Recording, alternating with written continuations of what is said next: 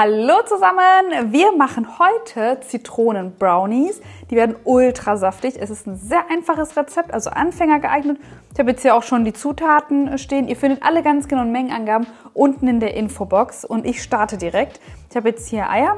Die schlage ich in meine Schüssel. Ich nehme eigentlich mal meine Küchenmaschine. Wollte euch das Ganze mit dem Handrührgerät zeigen, weil das funktioniert auch. Ihr müsst auch nicht großartig jetzt viel aufschlagen oder viel Luft reinschlagen. Im Gegenteil, Brownies sind da eher so fudgy und saftig. Genau, zu den Eiern gebe ich jetzt hier einmal noch Zucker.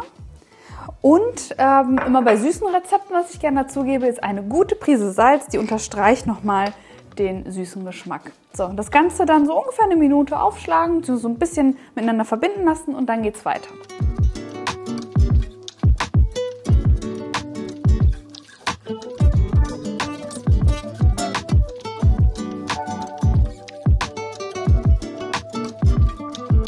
So, zerlassene Butter und Öl habe ich auch ganz kurz mit eingerührt und jetzt geht's an die Zitrone. Da könnt ihr jetzt, wenn ihr merkt, dass sie ein bisschen fest ist, einfach so ein bisschen auf der Arbeitsfläche hin und her rollen. Dann bekommt ihr so ein bisschen mehr Saft raus.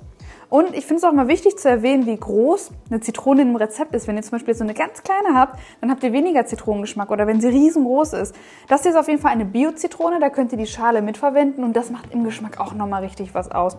Falls ihr keine Bio-Zitrone da habt, es gibt bei Kaufland in der Backabteilung auch Bio-Zitronenschalen-Abrieb, habe ich immer in der Schublade und das könntet ihr dann auch verwenden. So, da gebe ich jetzt einfach mit dieser feinen Reibe nur die gelbe Schale rein. Wichtig, Leute, bitte beachtet das, sonst ärgert ihr euch und sagt, boah, das Rezept von Kiki schmeckt gar nicht.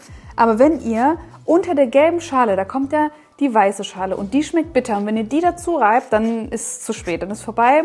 Und dann schmeckt es total bitter und ihr könnt es nicht mehr retten. Daher immer aufpassen und vor allem eine feine Reibe verwenden und keine grobe, sonst habt ihr auch so ein komisches Mundgefühl später, wenn ihr da so große Stücke drin habt. Und da gebe ich jetzt, wie gesagt, auch noch den Saft dieser mittelgroßen Zitrone mit rein und ganz zum Schluss noch Mehl und Backpulver. Das müsst ihr auch nicht sieben, das wird einfach eingerührt. Bevor ihr mich hier basht in den Kommentaren, ich weiß, bei Brownies kommt kein Backpulver mit rein, aber in dem Fall machen wir das einfach für die Konsistenz. Es wird trotzdem eine Brownie-Konsistenz, aber wir brauchen das Backpulver dafür.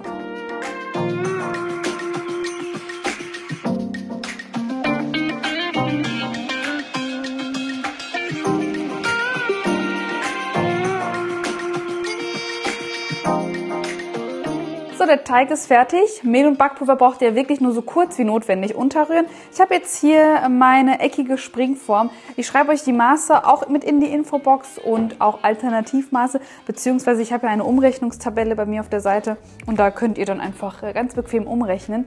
Ich brauche jetzt bei meiner Beschichtung, dadurch, dass hier auch schon Fett mit drin ist, kein Backpapier, deshalb gebe ich es einfach so mit rein. Ofen habe ich vorgeheizt auf 170 Grad Ober- und Unterhitze. Und dann ist wichtig, dass ihr das halt einmal noch schön glatt verstreicht und dann wird gebacken.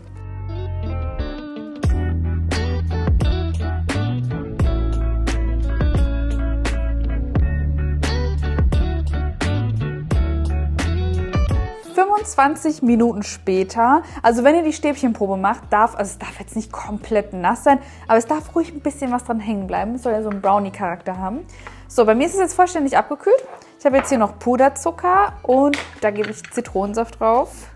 Die einfachste Glasur der Welt.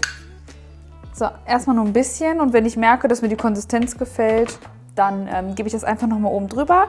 Dann lasse ich das nochmal so ein bisschen aushärten und dann könnt ihr direkt servieren. Ihr könnt das Ganze übrigens 3 Tage lang essen. Der ist so saftig und der schmeckt auch am nächsten und am übernächsten Tag noch gut. Und somit könnt ihr das auch sehr gut vorbereiten.